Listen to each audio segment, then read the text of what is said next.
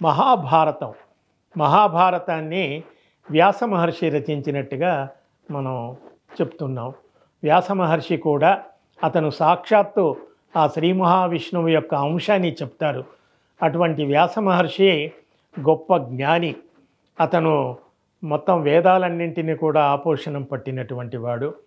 అటువంటి వ్యాస మహర్షి రచించినటువంటి ఆంధ్ర మహాభారతం సంస్కృత మహాభారతం. ఈ సంస్కృత మహాభారతమే తర్వాత దేశ భాషల్లోకి అనేక భారతీయ సమాజంలో ఉన్న భారతీయ దేశంలో ఉన్నటువంటి అనేక భాషల్లోకి రామాయణం అనువదించబడింది. అలాగే ప్రపంచ భాషల్లోకి కూడా రామాయణం, భారతాలు, భాగవతాలు అనువదించబడినట్టుగా చెప్తారు. ఆ రకంగా మహాభారతాన్ని మనం చూసినట్లయితే సంస్కృతంలో వ్యాస మహర్షి రచించినటువంటి మహాభారతాన్ని తెలుగులో మరి ముగ్గురు కవులు దాన్ని తెనిగించారు, ఆంధ్రీకరించారని మనం చెప్తాం. అంటే సంస్కృతంలో వ్యాస మహర్షి రాసినటువంటి మహాభారతాన్ని తెలుగులో ముగ్గురు కవులు, మొట్టమొదటి కవి నన్నయ్య, తిక్కన, ఎర్రన, ఈ ముగ్గురు కవులు కలిసి వ్యాసుడు రాసినటువంటి మహాభారతాన్ని తెలుగులో అనువాదం చేశారు. ఇక మూడవది భాగవతం. భాగవతం సంస్కృతంలో వ్యాస మహర్షి రచించాడు. వ్యాస మహర్షి రచించినటువంటి భారత భాగవతాలు తెలుగులోకి వచ్చేటప్పటికీ భారతాన్ని కవిత్రయం నన్నయ్య, తిక్కన, ఎర్రాప్రగడ రచిస్తే భాగవతాన్ని పోతనామాచ్యుడు తెలుగులోకి అనువాదం చేశాడు. అనువాదం అనటం కంటే కొంత స్వతంత్ర రచన అనొచ్చు. అనువాదానికి స్వతంత్ర రచనకి ఉన్నటువంటి తేడా ఏమిటంటే, అనువాదం అంటే ఉన్నది ఉన్నట్టుగా మనం మక్కీ టు మక్కీ యాజ్ ఇట్ ఈజ్ అంటామే అలా చేయటం. కానీ అనువాదం కాకుండా స్వతంత్రించి రాయడం అంటే అందులో ఉన్న మూల కథను తీసుకొని, ఇప్పుడు సంస్కృత భారతం ఇవన్నీ కూడా భారతదేశ వ్యాప్తంగా ఉన్నటువంటిది కాబట్టి మనకు ఎక్కువగా ఉత్తరాది ప్రాంతంలో ఇవి బాగా ప్రచలితంలో ఉన్నటువంటివి. వీళ్ళంతా కూడా ఆ ప్రాంతానికి చెందిన వారుగా కూడా చెప్తారు. కానీ మనం తెలుగు భాషకి, తెలుగు ప్రాంతానికి, తెలుగు నేలకు సంబంధించినప్పుడు చెప్పుకునేటప్పుడు మనం తెలుగుకు సంబంధించి చెప్పుకుంటున్నాం కాబట్టి మన తెలుగు కవులు ఆ కథను తీసుకొని, ఆ పాత్రలను తీసుకొని, ఆ ఇతివృత్తాన్ని తీసుకొని మన దేశీయమైనటువంటి తెలుగు సంస్కృతికి, తెలుగునాట ఉన్నటువంటి ఆచార వ్యవహారాలకు అనుగుణంగా, తెలుగునాట ఉన్న కట్టు బొట్టు, ఆహార విహారాలు, తెలుగు వాళ్ళు పాటించే సంప్రదాయాలన్నీ కూడా వీటికి అనుగుణంగా అక్కడక్కడ చిన్న చిన్న మార్పులు చేస్తూ భారతాన్ని కానీ భాగవతాన్ని కానీ ఆ విధంగా రచించినారు. అటువంటి తెలుగులో వచ్చినటువంటి రామాయణ, భారత, భాగవతాల గురించి మనం చెప్పుకుంటున్న క్రమంలో భారతంలో నీతి కథలు కార్యక్రమం మొదలు పెట్టుకుంటున్నాం కాబట్టి మనం ఇవాళ కేవలం భారతం గురించి మాత్రమే మనం ముచ్చటించుకుందాం. భారతం ఇందాక చెప్పినట్టుగా భారతం సంస్కృతంలో వ్యాసుడు 18 పర్వాలుగా రచించాడు. అదే విధానం పాటిస్తూ మన తెలుగు కవులు కూడా దాని 18 పర్వాలుగా ముగ్గురు కవులు కలిసి 18 పర్వాలుగా రచించారు. అసలు ఈ రామాయణ, భారత, భాగవతాలకు ఒక్కొక్క విభాగానికి అంటే కథ ఒక చోట కథ అయిపోయి మరో కథ మొదలవ్వటమో, లేకపోతే ఒక సంఘటన, ఒక ఘటన, ఒక సన్నివేశం ఒక చోట ముగిసి మళ్ళీ కొత్తగా మళ్ళీ దాన్ని ఎత్తుకునే ఎత్తుగడలో వీటిని కొన్ని భాగాలుగా విభజించి ఆ భాగాలకు కొన్ని పేర్లు పెట్టారు. అటువంటి పేర్లు ఏమిటంటే, రామాయణానికి సంబంధించి కాండము అని అంటాం. రామాయణం మనకు 6 కాండాలుగా కనబడుతుంది. భారతానికి సంబంధించి పర్వము అని అంటాం. పర్వం 18 పర్వాల భారతం. ఇక భాగవతానికి సంబంధించి స్కందము అంటాం. అది మరి 12 స్కందాలుగా మనం చెప్పుకుంటాం. ఈ విధమైనటువంటి విభజనలో భారతానికి సంబంధించి ఇందాక చెప్పుకున్నట్టుగా మరి ముగ్గురు కవులు రచించినటువంటి 18 పర్వాల మహాభారతంలో ఆంధ్ర మహాభారతం అనే పేరుతో ఇది ఇవాళ మనకి ప్రాచుర్యంలో ఉంది. అటువంటి ఆంధ్ర మహాభారతంలో ఉన్నటువంటి కథలు. మహాభారతంలో ప్రధాన కథ పాండవులకు కౌరవులకు మధ్య సంబంధించిన కథ అయినప్పటికీ కూడా అందులో ఉపకథలు చాలా ఉంటాయి. వాటినే మనం ఉపాఖ్యానాలు అని కూడా అంటాం. ఈ ఉపాఖ్యానాల గురించి ప్రతి ఉపాఖ్యానంలో, ప్రతి ఉపకథలో, మామూలు భాషలో చెప్పాలంటే పిట్టకథ అంటామేమో, అటువంటి కథల్లో మనకు తెలుసుకోవలసినటువంటి నీతి, ఎంతో గొప్ప నీతి దాగి ఉంది.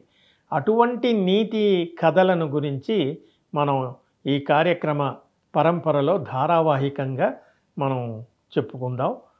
ఇక భారతం గురించి మామూలుగా భారతమైనా, రామాయణమైనా, భాగవతమైనా పూర్వం చెప్పేటువంటి కవులు ఒక పద్ధతిని పాటించారు. ఆ పద్ధతి ఏమిటంటే, ఒక కథ చెప్పేటప్పుడు చెప్పే వ్యక్తిని, కథ చెప్పే వ్యక్తినేమో వక్త అంటాం. ఎవరికి చెప్తున్నాడు? ఎదుట వినేవాళ్ళకి. ఎదురుగా ఎవరైతే వింటున్నారో ఆ వినేవాళ్లను శ్రోత అంటాం. కాబట్టి కథ ఎప్పుడు కూడా వక్త శ్రోత మధ్యలో కొనసాగేటువంటి ఒక ప్రక్రియ.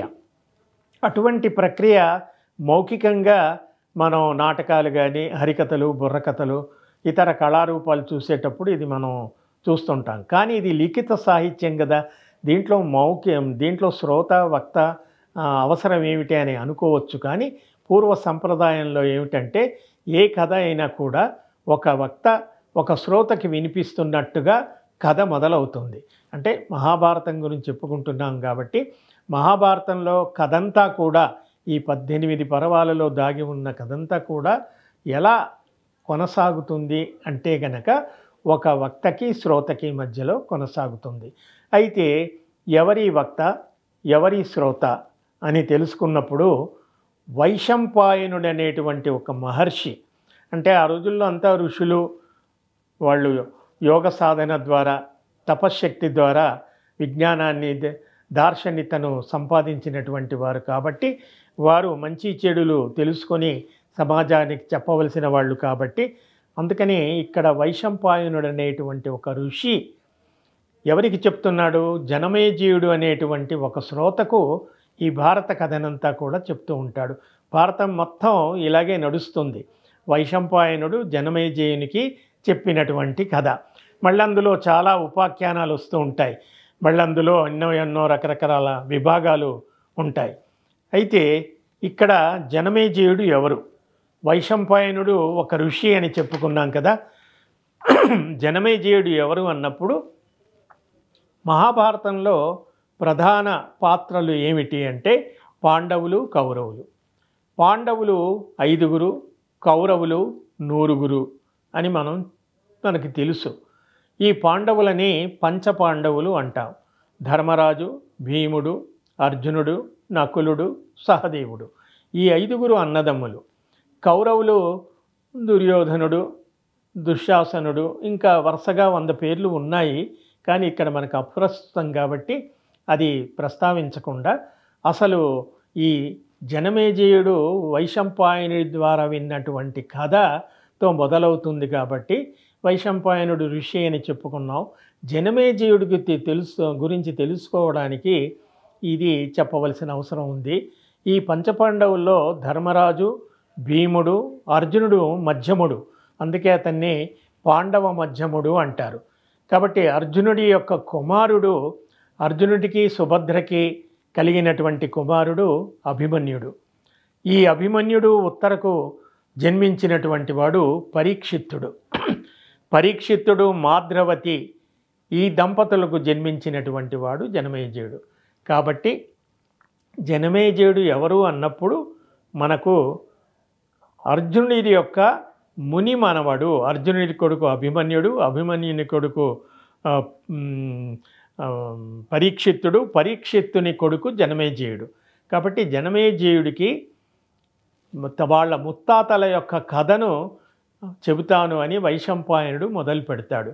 అయ్యా బాబు, మీ తండ్రులు, మీ తాతలు, మీ ముత్తాతలు ఎటువంటి వాళ్ళో వాళ్ళ చరిత్ర అంతా కూడా నీకు చెబుతాను, విను.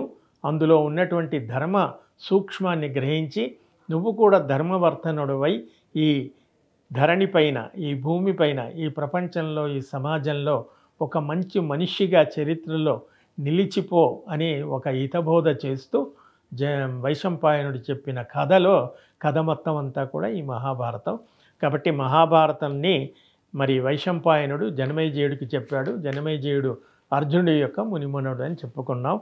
ఈ రకంగా మనకి ఈ మహాభారతం కథ మొదలవుతుంది.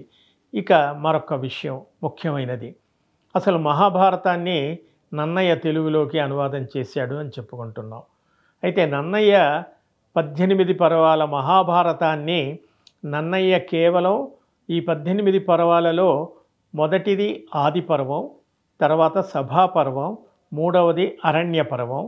ఈ ఆది పర్వం, సభాపర్వం, అరణ్య పర్వం ఈ 3 పర్వాలలో నన్నయ్య అరణ్య పర్వంలోని 4వ ఆశ్వాసంలోని 142వ పద్యం వరకు మాత్రమే రచించాడు. మిగతాది నన్నయ్య రచించలేదు అని చెప్తారు. రచించినా అది మనకు దొరకకుండా శిథిలమైపోయిందని చెప్తారు.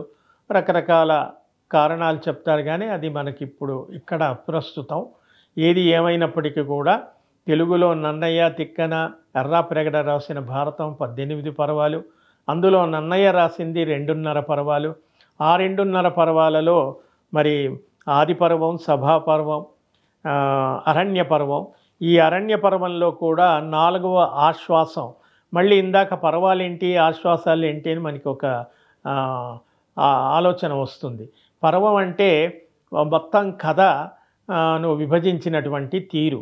మళ్ళీ అందులో కూడా ఆశ్వాసం అంటే మళ్ళీ చిన్న చిన్న సంఘటనలను తీసుకుని కొన్ని ఆశ్వాసాలుగా ఒక్కొక్క పర్వాన్ని విభజించారు. కాబట్టి భారతంలో పర్వాలు, ఆశ్వాసాలు అనేవి చాలా ముఖ్యమైనటువంటివి.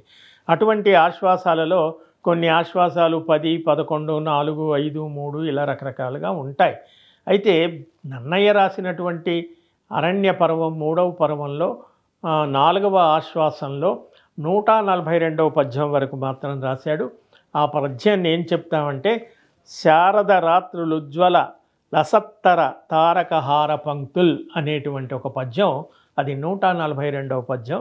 అంతవరకు మాత్రమే రాశాడు. ఆ తర్వాత మహాభారతం మనకు నన్నయ్య రాసింది లభించటం లేదు. మరి తర్వాత మరి అరణ్య పర్వం మరి దాన్ని ఎవరు కొనసాగించారు, దాన్ని ఎవరు కంటిన్యూ చేశారు అన్నప్పుడు 4వ ఆశ్వాసంలోటి 143వ పద్యం నుంచి చివరి ఆశ్వాసం వరకు కూడా, అంటే ఆ అరణ్య పర్వం చివరి ఆశ్వాసం వరకు కూడా ఎర్రాప్రగడ దాన్ని తెలుగులోకి రచించాడు. అతను రచించినటువంటి పద్యం 143వ పద్యం నుంచి అతను మొదలుపెట్టాడు. స్ఫురదరుణాంశు రాగరుచి బొంపిరివోయి నిరస్త నీరద అనేటువంటి పద్యంతో అది మొదలవుతుంది. ఈ రకంగా నన్నయ్య ఎర్రాప్రగడలు రచించినటువంటి 3 పర్వాల భారతం ఆది పర్వం, సభాపర్వం, అరణ్య పర్వం. ఇక ఆ తర్వాత 4వ పర్వం నుంచి మనకు ఈ మిగతా మహాభారతం విరాట పర్వం. ఇక్కడి నుంచి మిగతా 15 పర్వాలు కూడా తిక్కన అనేటువంటి కవి రచించాడు. ఇలా 3 కవుల చేత రచింపబడినటువంటి ఆంధ్ర మహాభారతంలో మనం ఉన్నటువంటి నీతి కథలు ఒక్కొక్కటి, ఒక్కొక్క ఆశ్వాసంలో కొన్ని కథలు ఉంటాయి. అలా కథల గురించి మనం మరొక సంచికలో, రానున్న సంచికలో కథల గురించి చెప్పుకుంటూ ఆ కథలో ఉన్న నీతిని తెలుసుకోవడానికి మనం ప్రయత్నం చేద్దాం.